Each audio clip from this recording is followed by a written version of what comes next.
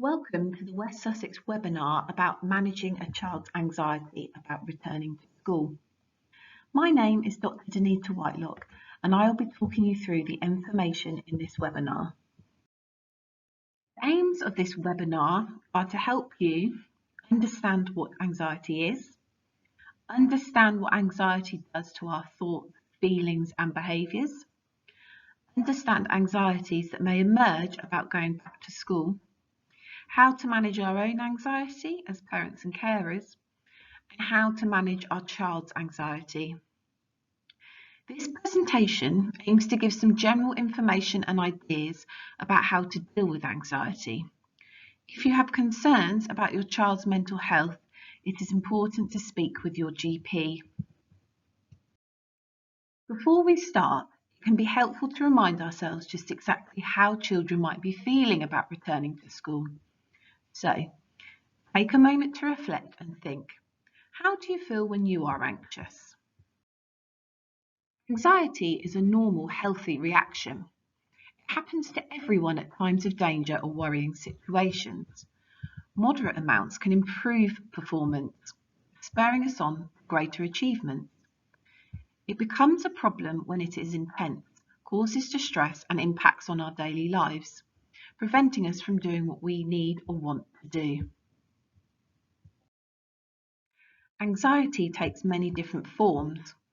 Of course, we all understand that anxiety is a feeling or emotion, but anxiety can also be present in our bodies. These are known as somatic symptoms. They are physical symptoms of anxiety. Anxiety can also be present in our minds, in our thoughts, sometimes called cognition, and also in our behaviours. It can affect what we can do. Let's think about each one of these in more detail. First, let's look at what happens in our body. Anxiety is our response to a fearful situation, which can be a fight, freeze, or flight reaction. These responses were useful over evolution. They kept us safe and alive. For example, what is the caveman's response going to be to the saber-toothed tiger? His body will respond in order to prepare him that he can react quickly to the threat to keep him alive. The changes in his body will enable him to run faster, jump higher, see and hear better, fight harder, think faster and heal better. He may then do any of the following: defending himself through fighting back, fight, defending himself through running away to safety, flight, or defending himself by playing dead so the tiger leaves him alone, freeze. That is what is known as the fight, flight or freeze response or stress response. This is within the most primitive part of our human brain and the part that developed first. If we didn't respond to threat or danger, we would have been wiped out as a species. So the fight, flight or freeze response is a fantastic thing, but only if the fearful thought that triggered it is based on real danger, and only if this reaction calms down after the danger has passed. If we frequently view situations or things as more dangerous than they actually are, we will keep experiencing fight, flight or freeze false alarms, like a faulty smoke alarm that keeps going off. As a result, our bodies get stuck in this fight, flight or freeze response. This state is what we call anxiety. Because our bodies weren't designed to go through frequent fight, flight or freeze alarms, this state of anxiety brings a range of negative symptoms with it. It is worth noting that an anger or fight response may well be underpinned by fear. The adrenaline released when we are in fight or flight mode also causes lots of things to happen in our body, as shown here. You might recognise some of these symptoms, as you may experience them when you feel anxious. Imagine that you are in the house on your own at night. It is dark outside and the wind is blowing. Suddenly, there is a crash in the room next door. What are you thinking? If you think there is an intruder, you may suddenly become anxious, frightened and freeze. If you think the wind has blown something over, you might stay calm and go and investigate. This shows how what we think can affect how we feel and what we do, our behaviour. Our thoughts, feelings, behaviour and bodily or physical reactions are all closely linked together. Sometimes we might not realise we have a worrying thought. Sometimes we just feel anxious or have butterflies in our stomach first. Sometimes we notice we are avoiding something, which is a behaviour, then have to stop and reflect on how we are thinking and feeling.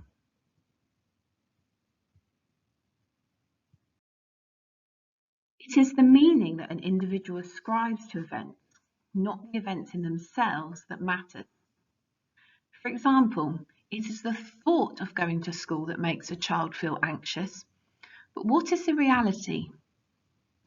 Even if we notice a feeling or behaviour first, cognitive behaviour theory states that to understand people's distress, we have to understand their cognitions, i.e. their thoughts, and individual ways of perceiving the world.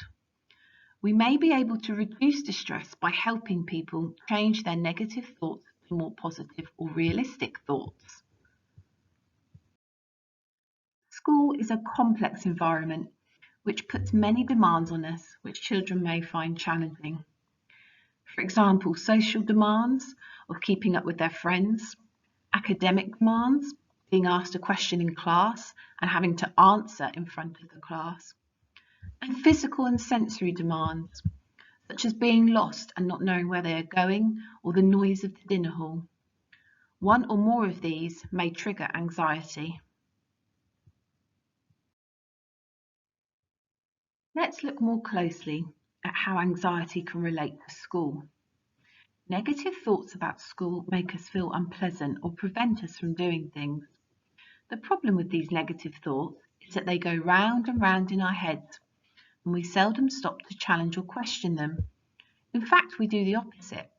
The more we hear them, the more we believe them, and the more we look for evidence or select things to prove them. These are sometimes described as thinking errors. Everyone makes these errors at some time. The problem starts when they happen regularly and when they prevent you from making real choices about the things you can or want to do in life. They are just thoughts, not facts. The avoidance acts as a negative reinforcement. Research indicates that this avoidance tends to fit into two main aspects, although of course there may be other complex factors at play.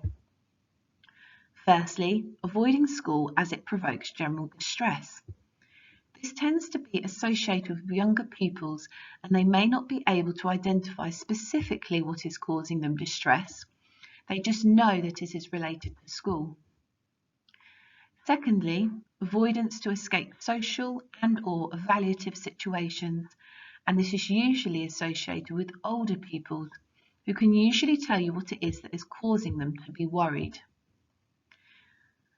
The diagram shows the relationship between what pupils think, feel, and what they do as a result of feeling anxious about school.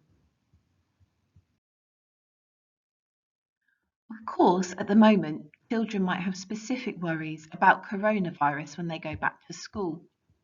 We have developed another webinar that discusses in detail how to talk to your children about their worries in this area. In summary, it says, start with open questions. These are questions that can't be answered with a simple yes or no. For example, what are your worries about this? Acknowledge how their thoughts must be making them feel. Try not to minimise or dismiss worries. For example, saying, it will be fine or don't be silly. After noting their worries and showing you understand, you can gently share facts to correct any misunderstandings. For example, if they are worried about catching COVID-19 upon their return to school, you can respond by saying, I can see you're scared about getting the virus and it isn't very nice thinking about catching it. That doesn't mean we will. In fact, most people who get it just get a fever and a cough. Also keep the conversation fact-based where you can. Also help them feel in control by reminding them about the things they can do to keep in control. For example, washing their hands. but also let them know it is not their responsibility to keep everyone safe. There are lots of grown-ups that can do this.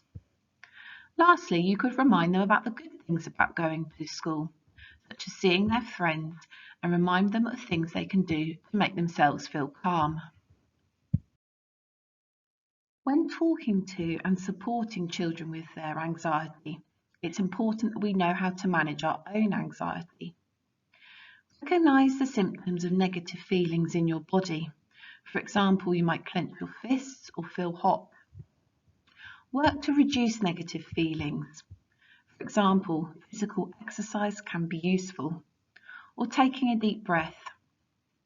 You might take a deep breath, hold for 3 seconds, then breathe out slowly, noticing how it relaxes you. Some people like to use visualization, such as thinking of a beautiful sandy beach with golden sands and the warm sun. Make a plan and timetable for relaxation to ensure you do it regularly. It is normal for our thoughts as parents to turn to the what ifs. However, it is important to remember that our thoughts might not be reality. To keep our thoughts in check, we can firstly acknowledge them and how they make us feel, and talk about them with someone we trust. We can also ask ourselves, is this a fact?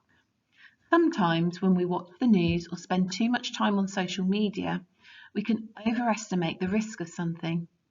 With this in mind, it's important to make sure we base our decision on facts. We can also reduce our worried thoughts by knowing ways we can change or influence a situation, as this makes us feel more in control. For example, at the moment, we know we can decrease the chance of COVID-19 from spreading by washing our hands. The strategies we use for ourselves can also work for our children. Work with your child to find out what helps them to relax and feel calm. Practice them regularly and help them build some coping strategies ready for when they return to school. Let's have a look at one specific way to help your child with their anxiety. In psychology, this process is sometimes referred to as containment. What happens first is the child expresses some anxiety. For example, they might cry, cling to you, or not want to leave you. The adult must then tolerate this anxiety and not become overwhelmed by it. The parent or carer doesn't become distressed themselves and practices managing their own anxiety, like we've already talked about. The adult then gives anxiety meaning for the child. They provide appropriate emotional support. The adult is able to model how to behave or deal with the anxiety and communicates that the feeling is manageable. The child feels that their anxieties have been contained. They have learned to deal with the feeling in an appropriate and healthy way. Containment is where a person receives and understands the emotional communication of another without being overwhelmed by it and communicates this back to the other person. This process can restore the ability to think in the other person. Remember, the key parts are being calm in yourself before you provide support, naming how you think your child might be feeling. For example, they might be worried or anxious. Accepting the feeling and helping them to deal with it. Here is an example of a containing response to give a child. Perhaps practice saying it now. There are lots of different resources available. These are just a few examples. West Sussex also has separate presentations outlining resources for different age groups. So, to summarise, anxiety is normal but becomes a problem when it stops us from living our daily lives.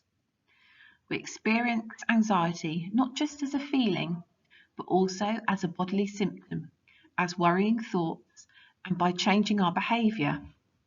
At the moment, it is likely that many children and their parents are feeling nervous about a return to school. If we are feeling worried, it is important to talk to others, identify identify our worrying thoughts and find healthy ways to relax. We can support our children to feel calm by working on feeling calm ourselves and providing containment for our children when they express their fears and worries.